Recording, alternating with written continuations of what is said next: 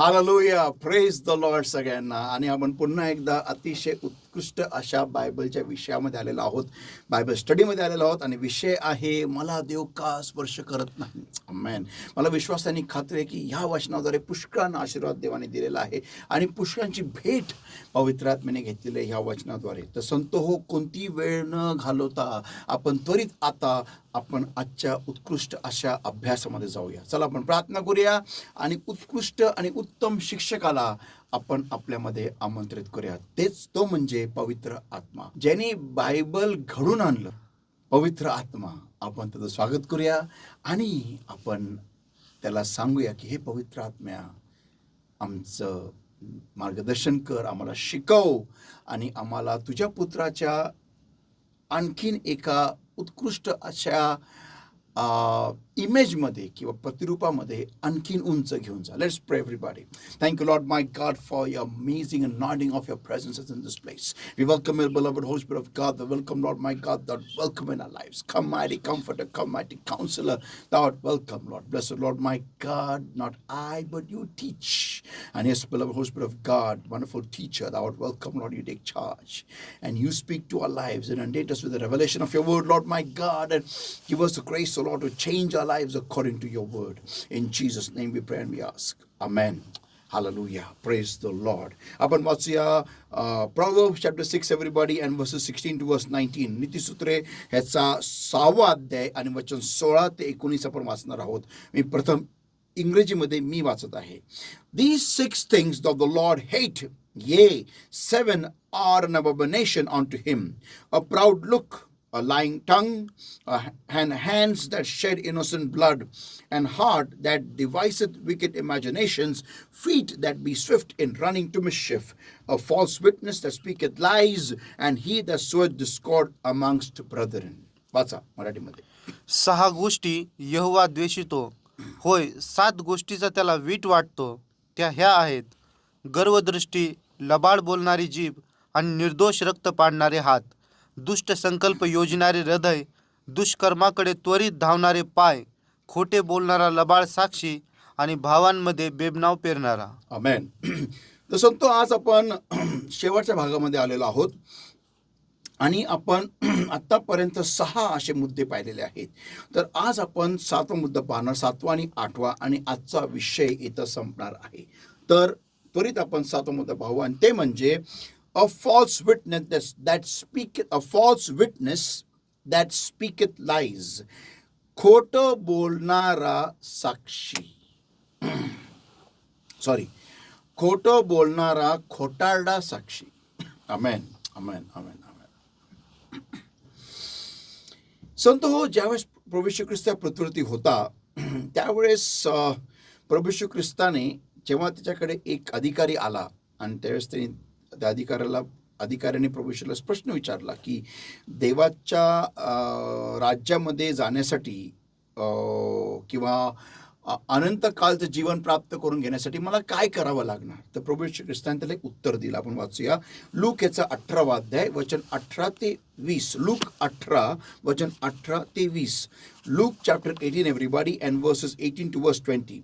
And a certain ruler asked him, saying, Good master, what shall I do to inherit eternal life? And Jesus said unto him, Why callest thou me good?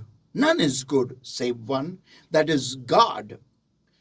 Thou knowest the commandments: do not commit adultery, do not kill, do not steal, do not bear false witness, honor thy father and thy mother. वाचा मराठीमध्ये. आणि कोणी एका अधिकाऱ्याने त्याला विचारले, हे उत्तम गुरु, सर्व काळचे जीवन हे वतन मिळवण्यासाठी मी काय करावे? तेव्हा येशू त्याला म्हणाला, तू मला उत्तम का म्हणतोस? एक जो देव, त्याच्या वाचून कोणी उत्तम नाही. आज्ञा तुला माहीत आहेत: व्यभिचार करू नको, खून करू नको, चोरी करू नको, खोटी साक्ष देऊ नको, आपल्या बापाचा व आपल्या आईचा सन्मान कर. तेव्हा त्याने म्हटले. बस बस बस. तर संतो आपण पाहतो की येशू ख्रिस्ताने इथं जुन्या करारातली एक आज्ञा त्या माणसाला सांगितली. ओके, तर संतो हो, आणि त्या आज्ञेमधला एक भाग होता की खोटी साक्ष देऊ नकोस. आमेन.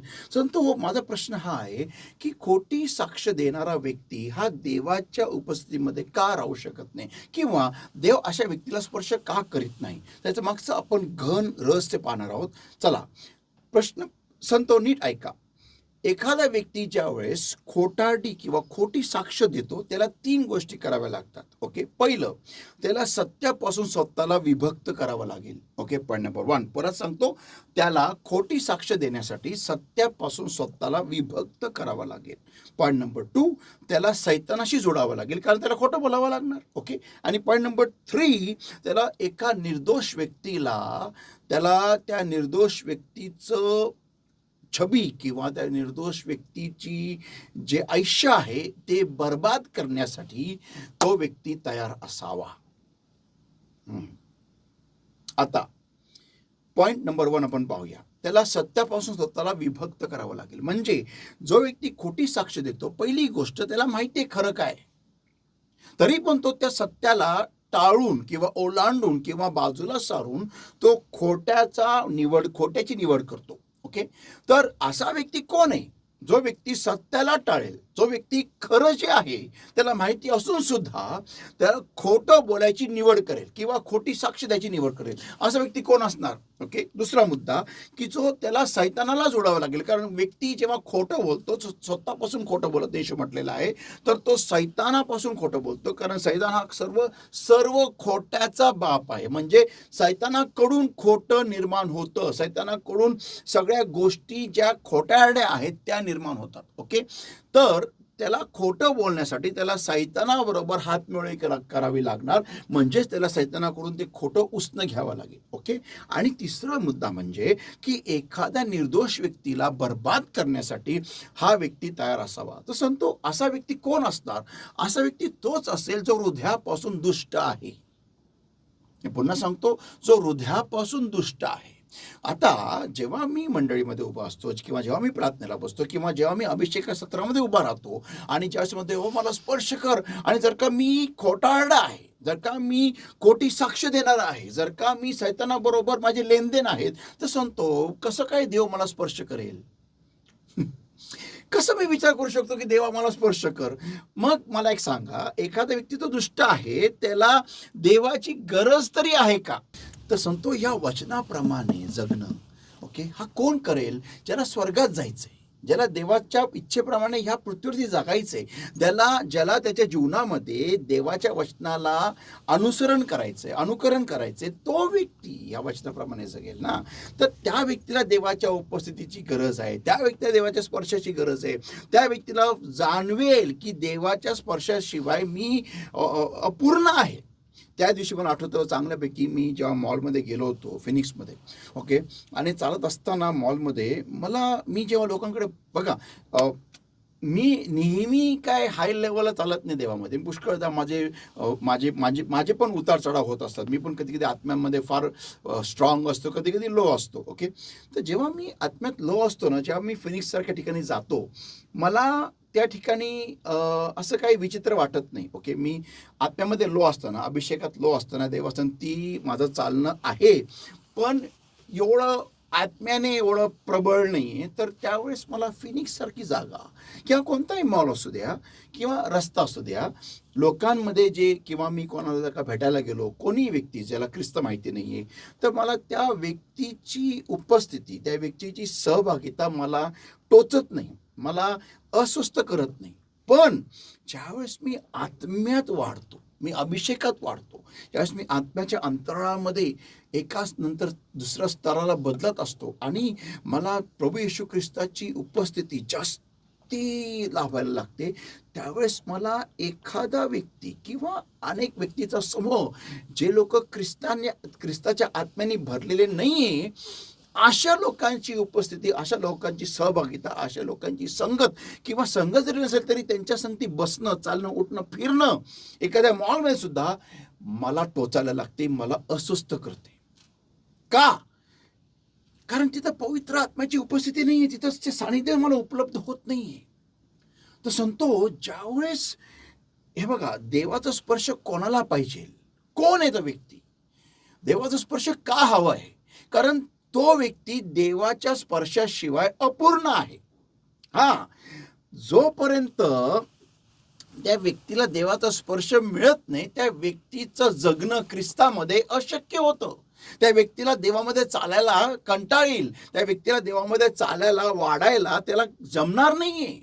देवाच्या स्पर्शाद्वारे, देवाच्या उपस्थितीद्वारेच तो व्यक्ती देवामध्ये चालू शकतो, राहू शकतो, आणि त्याला ख्रिस्तमय जीवन हे रोमांचक वाटेल. मी परत सांगतो, ख्रिस्तमय जीवन त्याला रोमांचक वाटेल. का रोमांचक वाटेल? कारण त्याला देवाचा स्पर्श येते आणि तो देवाच्या आत्म्याद्वारे भरला जातो प्रत्येक दिवसाला, प्रत्येक क्षणाला. म्हणून त्याला रोमांच येईल. उदाहरणार्थ, हा जो तुमचा जो का मोबाईल आहे, या मोबाईलला जर का तुम्ही चार्जिंगच केलं नाही तर हा मोबाईल चालेल का? नाही चालणार ना. तसंच आहे, हा समजा तुम्ही बिलीवर आहात, समजा हा मोबाईल तुम्ही आहात, आणि जर का तुम्ही याला चार्जच केलं नाही, जर का तुम्ही पवित्र आत्म्याद्वारे चार्ज झालाच नाही, जर का तुम्ही देवाच्या उपस्थितीद्वारे स्पर्श होऊन जर का तुम्ही चार्ज झालाच नाही, तर तुम्ही असाच एक निर्जीव, असा एक ठोकळा बनून राहाल. संतो, तसंच आहे एक्झॅक्टली. आपल्याला देवाच्या स्पर्शाची गरज आहे. जेवढे विश्वासणारे किंवा जेवढे ख्रिस्ती लोक ज्यांना देवाच्या स्पर्शाची सवय नाही किंवा देव त्यांना स्पर्श करत नाही, त्यांना ख्रिस्तमय चालणं हे बोरिंग होतं, हे एकदम निर्जीव होतं. त्यांना असं वाटतं की काय कंटाळवाणी जीवन आहे, काय लाईफ आहे यार. हे विधर्मी लोक चांगले आहेत, यांचे बघा काय धमाल आहे, यांचे बघा काय सण आहे, काय कपडे, काय लाईट, काय डान्स, काय डीजे, काय डिस्को, काय हे काय ते, काय मस्त धमाल चाललेली आहे, असं ख्रिस्ती लोकांना वाटतं. कारण का? तर त्यांना त्या स्पर्शाचा अनुभव नाहीये, त्यांना त्या उपस्थितीचा अनुभव नाहीये. त्यांना अभिषेकाने भरलं जाणं म्हणजे काय, हे हे वचन जिवंत होणं म्हणजे काय, हे वचन माझ्याशी बोलणं म्हणजे काय, या वचनाद्वारे मी तृप्त होणं म्हणजे काय, हे त्यांना कळलेलंच नाही, त्यांना अनुभवच नाहीये, त्यांना माहितीच नाहीये. आणि म्हणून ते निर्जीव मेलेल्या व्यक्तीसारखे ख्रिस्तामध्ये चालत आहेत. आणि ही ट्रॅजेडी आहे, हे सत्य आहे. संतो, देवाच्या स्पर्शाची गरज कोणाला? ज्या व्यक्तीला देवामध्ये वाढायचंय, ज्या व्यक्तीला देवाच्या जवळ जायचंय, ज्या व्यक्तीला देवाद्वारे स्वतःला भरून घ्यायचंय, आणि ज्या व्यक्तीला अनंत काळासाठी देवाबरोबर राहायचंय, अशा व्यक्तीला देवाच्या स्पर्शाची गरज आहे. आमेन. ओके. तर जो व्यक्ती खोटं बोलतो आणि खोटं बोलणारा साक्षी आहे किंवा खोटारडा साक्षी आहे, तो व्यक्ती सत्यापासून दूर गेलेला आहे. त्यांनी ह्या वचनाला स्वतःपासून दूर ठेवलेलं आहे. ओके. मग तो सैतानाशी जोडलेला आहे. सैतानामध्ये सत्य कधी वसत नव्हतं आणि तो सत्यात वसत नव्हता, असं बायबल म्हणतं. तर जो व्यक्ती खोटा साक्षी देणार आहे, खोटा साक्षीदार आहे, तो व्यक्ती सैतानाशी जोडलेला असतो. कारण त्याला खोटं घ्यावं लागतं ना. त्याला खोटं मिळतं कुठून? सैतानाकडून. आणि पुढे की जो व्यक्ती एका निर्दोष व्यक्तीचं जीवन उद्ध्वस्त करायला तयार आहे, तोच व्यक्ती खोटा साक्षी बनू शकतो. आणि असा व्यक्ती कोण असेल? जो व्यक्ती दुष्ट आहे अंतःकरणापासून. येस. ओके. आता पॉइंट नंबर 8, आणि ते म्हणजे जो भावांमध्ये बेबनाव पेरितो, म्हणजे जो भावांमध्ये वैमनस्य पेरितो. ओके. आता मत्तेचा 26वा अध्याय आणि वचन 6 ते 16. Matthew 26 verses 6 to verse 16.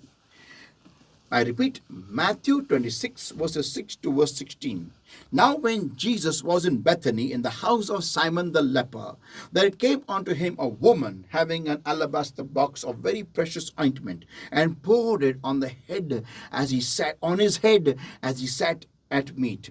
And when his disciples saw it, they were indignant, saying, "To what purpose is this waste? For this ointment might have been sold for much and given to the poor." When Jesus perceived this, he said unto them, "Why trouble ye the woman? For she hath wrought a good work upon me. For ye have the poor always with you, but me ye have not always. For in that she hath poured this ointment on my body, she did it for my burial. Verily I say unto you, wheresoever this gospel shall be preached in the whole world, there shall also this which this woman hath done be told as a memorial of her. Then one of the 12, called Judas Iscariot, went into the chief priests and said unto him, What will ye give me if I will deliver him unto you? And they covenanted with him for 30 pieces of silver. And from that time he sought opportunity to betray him. Man. आणि येशू बेथानीत कुष्ठरोगी शिमोन याच्या घरी असता कोणी एक बाई फार मौल्यवान सुगंधी तेलाची अलाबास्त्र कुपी घेऊन त्याच्याकडे आली आणि तो जेवायला बसला असता तिने ते तेल त्याच्या डोक्यावरती ओतले. पण शिष्य हे पाहून रागावले. ते म्हणाले, हा नाश कशाला? कारण हे तेल पुष्कळ पैशाला विकता आले असते व ते पैसे गोरगरिबाला देता आले असते. परंतु येशू हे जाणून त्यांना म्हणाला, बाईला त्रास का देता? हिने तर माझ्यासाठी चांगले काम केले आहे. गोरगरीब तर नेहमी तुमच्याजवळ आहेत, Amen. परंतु मी नेहमी तुमच्याजवळ नाही. कारण हिने हे सुगंधी तेल माझ्या देहावर ओतले. ते मला पुरण्याच्या तयारीसाठी हिने केले. Amen. मी तुम्हाला खचित सांगतो की सर्व जगामध्ये जेथे कुठे शुभवर्तमान गाजवले जाईल तेथे हिने जे केले तेही हिच्या आठवणीसाठी सांगितले जाईल. तेव्हा त्या 12तील एक, जो यहुदा इस्करियोत म्हटलेला होता, तो मुख्य याजकाकडे गेला आणि म्हणाला, मला काय देण्याची तुमची इच्छा आहे? मी तर त्याला तुमच्या हाती देईन. मग त्यांनी त्याला 30 रुपये तोलून दिले. तेव्हापासून तो त्याला त्यांच्या हाती धरून देण्याची संधी पाहू लागला. Amen. तर संत आपण पाहतो की इथं एक घटना घडली.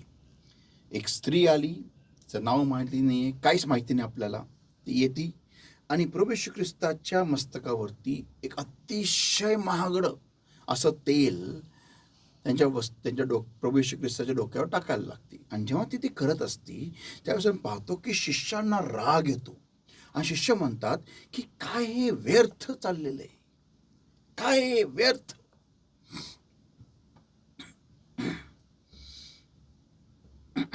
एकदा मी याच्यावर शिकवेल. फार महत्वाचं वाक्य आहे. To what purpose is this waste? वाचा वचन 8 शेवटचा भाग. हा नाश कशाला? हा नाश कशाला? मला त्या तेलाची किंमत माहिती आहे. मला त्या ते तेल किती महागडे हे पण माहिती आहे. पण मला त्या मस्तकाची किंमत माहिती नाही. सॅड आहे की नाही? ओके नाव आणि तो म्हणतो, ते म्हणतात की हे तेल आपण विकलं असतं आणि गोरगरिबांना दिलं असतं. ओके, आता संतो मग आपण पाहतो की वचन 14 मध्ये की त्यामधला जो एक होता, तो यहुदा इस्करियोत होता, तो भडकला. तो तर त्याचं आता माझी सटकली. आणि मग त्यांनी काय केलं, त्यांनी जाऊन मुख्य याजकाला भेटला आणि त्यांनी येशू ख्रिस्ताला धरून देण्याची जी सुपारी आहे ती घेतली, 30 चांदीच्या तुकड्यांसाठी. ओके, आता संतो म्हणजे इथं पाहतो की शिष्यांमध्ये आपण पाहतो, एक शिष्यामध्ये आणि प्रभू येशू ख्रिस्तामध्ये हे जे भावंड आहेत, ओके, यांच्यामध्ये एक फारकत किंवा एक दरार आलेली आपण पाहतो. ओके, आणि ती दरार का आली, कशी आली, ह्याचा उगम आपल्याला माहिती नाही. पण आज मी तुम्हाला पवित्र आत्मा याचा उगम तुम्हाला दाखवणार आहे. आपण पाहूया योहान याचा 12वा अध्याय आणि वचन 1 ते 6. John chapter 12 and verses 1 to verse 6. Then Jesus 6 days before the Passover came to Bethany, where Lazarus was, which had been dead, whom he raised from the dead. There he made him a supper, and Martha served, but Lazarus was one of them that sat at the table with him. Then took Mary a pound of ointment of spikenard, very costly, and anointed the feet of Jesus, and wiped his feet with her hair, and the house was filled with the odor of the ointment. Then said one of the disciples, Judas Iscariot, Simon's son, which should betray him, why was not this ointment sold for 300 pence and given to the poor? This he said, not that he cared for the poor, but because he was a thief and had the bag and bare what was put therein. Okay, वाच मराठीमध्ये. मग येशू वल्हांडण सणाच्या पूर्वी 6 दिवस आधी बेथानीस आला. येशूने ज्याला मेलेल्यातून उठवले तो लाजर तेथे होता. म्हणून तेथे त्यांनी त्याच्यासाठी संध्याकाळी जेवणावळ केली आणि मार्था सेवा करत होती. परंतु लाजर त्यांच्याबरोबर जेवायला बसलेल्यातील एक होता. तेव्हा मरियेने शुद्ध जटामांसीचे फार मौल्यवान तेल अर्धशेर घेऊन येशूच्या पायास चोपाडले आणि आपल्या केसांनी त्याचे पाय पुसले. तेव्हा त्या सुगंधी तेलाच्या वासाने घर भरून गेले. मग त्याच्या शिष्यातला एक म्हणजे शिमोनाचा मुलगा यहुदा इस्करियोत, जो त्याला शत्रूच्या हाती धरून देणार होता, तो म्हणाला, हे सुगंधी तेल 300 रुपयास विकून ते गोरगरिबांना दिले नाही. तो गरिबांची काळजी करीत होता म्हणून तो हे बोलला असे नाही, तर तो चोर होता व त्याच्याजवळ कसणी होती आणि ती जे कोणी काही घालत असत ते तो घेऊन जात असे, म्हणून तो असे बोलला. ह्यावरून येशूने म्हटले, बस वचन 6 पर्यंत फक्त. आता संतो आपण पाहतो की इथं अशीच एक प्रकारची घटना घडत आहे आणि मरिया जी आहे ती येशू ख्रिस्ताच्या डोक्याला नव्हे तर पायांना अभ्यंग करत आहे. ओके.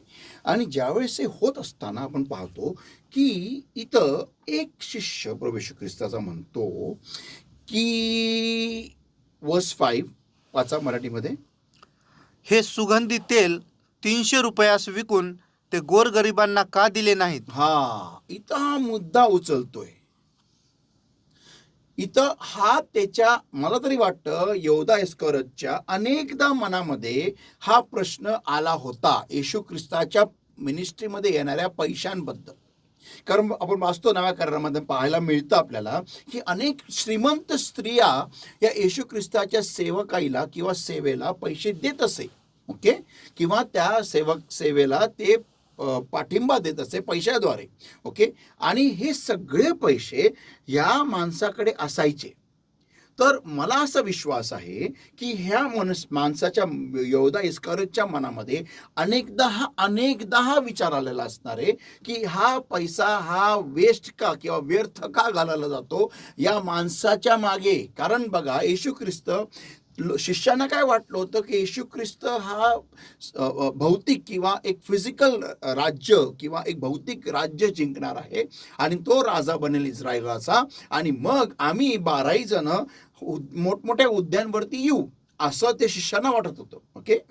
कदाचित यहुदा इस्करियोतला वाटलं असेल की मी येशू ख्रिस्ताच्या सरकारमध्ये मी निर्मला सीतारामन बनेल, असं त्याला वाटलं होतं. फायनान्स मिनिस्टर बनेल असं त्याला वाटलं असेल. ओके. किंवा मनमोहन सिंग बनेल. ओके. असं त्याला वाटलं असणार, शक्यता आहे, कारण मनुष्य असतो आफ्टर ऑल. ओके. पण जेव्हा त्यांनी पाहिलं की यार एवढे वर्ष झाले तरी हा माणूस काहीच करत नाही, रोग्यांना बरं करतो, आंधळ्यांना दृष्टी देतो, लंगड्यांना चालायला लावतो, बहिऱ्यांना काना देतो, मेलेल्यांना उठवतो, पण हे रोमी साम्राज्य विरुद्ध युद्ध करत नाही, काय प्रकार चाललाय काय या माणसाचा.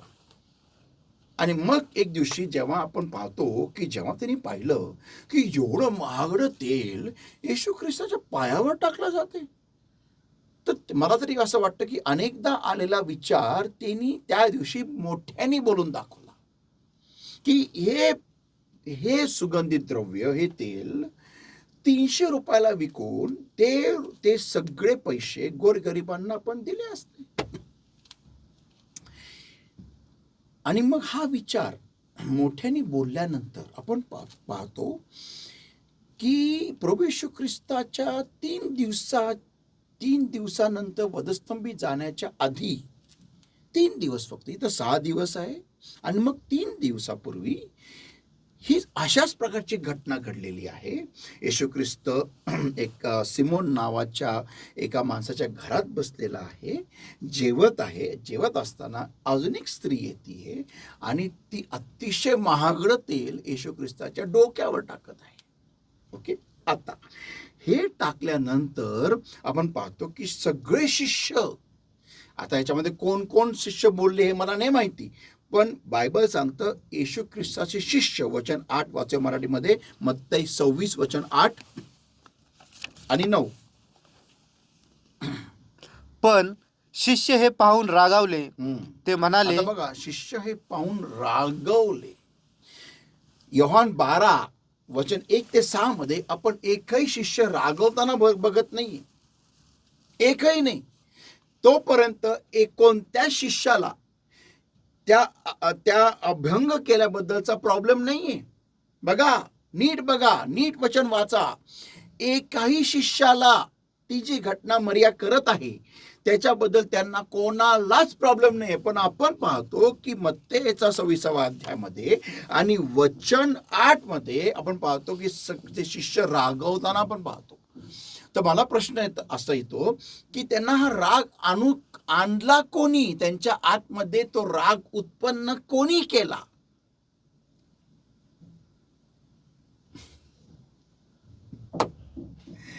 हे ते शिष्य आहेत. योहान ह्याचा 12वा अध्याय वचन 1 मध्ये हे ते शिष्य आहेत. 6 दिवसा निव्वळ 3 दिवसापूर्वीचे शिष्य आहेत ते. त्यांना काही टेन्शन नव्हतं, काही प्रॉब्लेम नव्हता. येशू ख्रिस्ताच्या पायाला एवढ्या महागड्या इतरांनी किंवा तेलानी जर का अभिषेक करत आहे, त्यांना काही प्रॉब्लेम नाही. पण जेव्हा यहूदा इस्करियोत हे शब्द बोलतो, हे बोलल्यानंतर त्याच्या निव्वळ 3ऱ्या दिवसानंतरच ही परत अशाच प्रकारची घटना घडत आहे आणि लगेच ह्या शिष्यांना राग येतोय. राग, डायरेक्ट राग. असं पण नाही की कोण संशय विचारतोय का कोण म्हणते, एक असंच एक डाऊट बोलतो, असं काही नाही. डायरेक्ट राग आलेला आहे. कमाल हो गया. म्हणजे कसं काय, एवढी हिंमत तुमची झाली कशी काय? हा, की ज्या प्रभूंनी तुम्हाला एवढं उंचावलं, ज्या प्रभूंनी तुम्हाला एवढा अधिकार दिला, ज्या प्रभूंनी तुम्हाला दुष्टात्म्यांवर अधिकार दिला, रोगांवर अधिकार दिला आणि तुम्ही त्याच्या नावाने जाऊन सगळीकडे चिन्ह चमत्कार केले, त्याच्याबरोबर तुम्ही फिरले, त्या चमत्कारांमध्ये प्रभूंनी केलेल्या तुम्ही जे केले ते वेगळे, पण प्रभूंनी केलेल्या चमत्कारांबरोबर तुम्ही सहभागिता घेतली. 2 मासे 5 भाकरी मृदुंग स्वतःतून तुम्ही स्वतः डोळ्याने पाहिलं, सगळं झालेलं आहे. आणि मग तुम्ही हे सगळं विसरून गेला आणि नुसतं एक बाई जी असं पण नाही ना की ते पैसे तुमचे होते बाबांनो. हा, ते पैसे तिचे होते. तिने जे काही केलं त्याच्यानं तिने कमवलं आणि आता तिचं हृदय परिवर्तन झालेलं आहे आणि ते हृदय परिवर्तन झालेलं असताना ती ज्या प्रभूकडे आलेली आहे आणि ती त्या तेलाने प्रभूच्या मस्तकाला अभ्यंग करते, केसाला अभ्यंग करते, डोक्याला अभ्यंग करते आणि त्याचं तुम्हाला काय करायचंय? That is her ointment, that is her life, that is her sacrifice, that is her worship. ते तिचा तेल, ते तिचं लाईफ आहे, तिचा अभ्यंग आहे, तिचा आराधना आहे, तिची अर्पण आहे. तुम्हाला करायचं काय? मग तुम्ही तीच भाषा का बोलताय की 3 दिवसापूर्वी यहूदा इस्करियोत बोलला होता? प्रश्न आहे की नाही? कमा प्रश्न आहे की नाही? आमेन. तुमचे तो मिले सुर मेरा तुम्हारा, ते का झालं बरोबर? का झालं? तुमचे सूर यहूदा इस्करियोत बरोबर का जुळले? जे एवढ्या दिवस येशू बरोबर जुळलेले होते ते अचानक यहूदा बरोबर का जुळले? हा प्रश्न आहे. का तुम्ही मिले सुर मेरा तुम्हारा तो सुर बने हमारा, का सुर की नदिया कैसा जॉइन हो गया? कैसा जॉइन हो गया? कारण हे भावांमध्ये वैमनस्य, येशू एक भाव आणि हे बाकीचे हे जे 12 हे वेगळे भाव हे एकत्र होते काही दिवसांपूर्वी. पण नंतर भावांमध्ये वैमनस्य पेरणारा हा योद्धा, त्यांनी त्याचा प्रश्न, एक पॉइंट नुसार सोडला, एक पिल्लू सोडलं त्यांच्यामध्ये. ते पिल्लू हे होतं की हे व्यर्थपणा का? आणि मग आपण पाहतो की मत्तेचा 26वा अध्याय आणि वचन 8 मध्ये, अँड व्हेन द डिसायपल्स सॉ it they were indignant saying, to what purpose is this waste? वचन 8 वाचा. मत्ते 26 वचन 8. पण शिष्य हे पाहून रागावले. ते म्हणाले, हा नाश कशाला? पुढे वचन 9. कारण हे तेल पुष्कळ पैशाला विकता आले असते व ते पैसे गोरगरिबांना देता आले असते. सेम भाषा बघा. है की नाही? बघा किती एकता आहे, किती मिळलेले सूर मिळलेले. कैसे मिळेले मिळे सुरे मिळे, है की नाही. बघा, हे आहे मंडळीमध्ये एकता. पण आपण एक झालो खरं, पण आपल्या प्रभू बरोबर नाही. तर त्या व्यक्तीबरोबर जो नंतर प्रभू येशू ख्रिस्ताला धरून देणार आहे, त्या व्यक्तीबरोबर जो भावांमध्ये वैमनस्य तयार करतो, त्या व्यक्तीबरोबर जो मंडळीमध्ये फूट तयार करतो, मंडळीला फोडून टाकतो, अशा व्यक्तीबरोबर आपण एक झालेला आहोत. आणि म्हणतो मग आपण अभिषेक सत्रामध्ये, प्रभू मला स्पर्श कर. प्रभूला असा व्यक्ती नाही आवडत सांगतो. सो भावांमध्ये वैमनस्य तयार करतो. दाथान, जुन्या करारामधला दाथान, तरी पण अशीच फूट पाडली मोशेच्या काळामध्ये, अशीच फूट पाडली आणि लोकांना मोशे विरुद्ध त्यांनी तयार केलं, त्यांनी उचकवलं. संत हो, असे दाथान आज मंडळीमध्ये भरपूर आहेत, जे मंडळीमध्ये फूट निर्माण करतात, जे मंडळीमध्ये अभिषिक्ता विरुद्ध लोकांना उचकवतात आणि लोकांना देवाच्या अभिषिक्ता विरुद्ध उभं करतात. का? कारण त्यांची इच्छा, त्यांच्या मनातला जळफळाट, त्यांच्या मनातला हेवा, मत्सर, लोभ हा पूर्ण होण्यासाठी ते काही करायला तयार असतात, काहीही. मग ह्याच्या घरी जा, हे बोल, त्याच्या घरी जा, हे बोल, ह्याला फोन कर, त्याला उचकव, त्याला फोन कर, ह्याला उचकव, सगळ्यांना उचकत येतात आणि अख्ख्या मंडळीमध्ये फुटा निर्माण करतात, जेणेकरून मंडळी पूर्णपणे अशी पूर्ण भेगांनी भरलेली असती. जोपर्यंत एक मोठी घटना होत नाही तोपर्यंत असं वाटतं मंडळी एक आहे, पण ज्या क्षणाला ढगफुटी होती आणि धबाधब पाऊस पडतो, तर ती मंडळी अख्खी उद्ध्वस्त होऊन तुकडे होऊन जाती आणि मग तिथं कोणी राहत नाही. का? कारण अशा लोकांनी, अशा दाथानांनी, अशा प्रकारचे योद्धा इस्कारियोतांनी अख्ख्या भावांमध्ये वैमनस्य निर्माण केलेलं असतं, फुटा निर्माण केलेल्या असतात. देवाच्या सानिध्याबरोबर, देवाच्या इच्छेविरुद्ध, देवाच्या अभिषिक्ताविरुद्ध त्यांनी हे सगळं फुटा निर्माण केलेलं असतात आणि अख्ख्या मंडळीला आतमधून पोखरून पोकळ केलेलं असतं. आणि मग हे व्यक्ती म्हणतात, प्रभू मला भर. प्रभू नाही भरणार, प्रभू नाही भरणार. हे बघा, मी तुम्हाला सांगतो, देवाला मंडळीला परत एकदा प्रस्थापित करायला काही वेळ लागत नाही, पण अशा लोकांचा नाश 100% फिक्स्ड आहे. तर संत हो, देव कोणाला स्पर्श करेल, मी मागाशी सांगितलं, परत सांगतो, त्याच व्यक्तीला, ज्या व्यक्तीला देवाच्या इच्छेप्रमाणे जगायचं आहे, ज्या व्यक्तीला देवाला त्याच्या जीवनामध्ये अनुसरायचं आहे, ज्या व्यक्तीला ज्या व्यक्तीला देवाला त्याच्या जीवनामध्ये समाविष्ट करून घ्यायचं आहे, ज्या व्यक्तीला देवाने स्वतःला भरायचं आहे, ज्या व्यक्तीला असं फील होतं की देवा विरहित मी अपूर्ण आहे, देव नाही तर माझं जगणं मुश्किल आहे, जगा देव नाही, देवाचा स्पर्श नाही तर मला अस्वस्थ फील होतं, मला गुदमरतं, मला देवाची उपस्थिती हवी आहे, अशाच व्यक्तीला देव स्पर्श करेल. आणि तो व्यक्ती काहीही धरायला आणि काही सोडायला तयार असतो, कारण त्याला देवाची उपस्थिती महत्वाची आहे. Let's pray. Thank you, Lord, my God, for your word that came to us alive.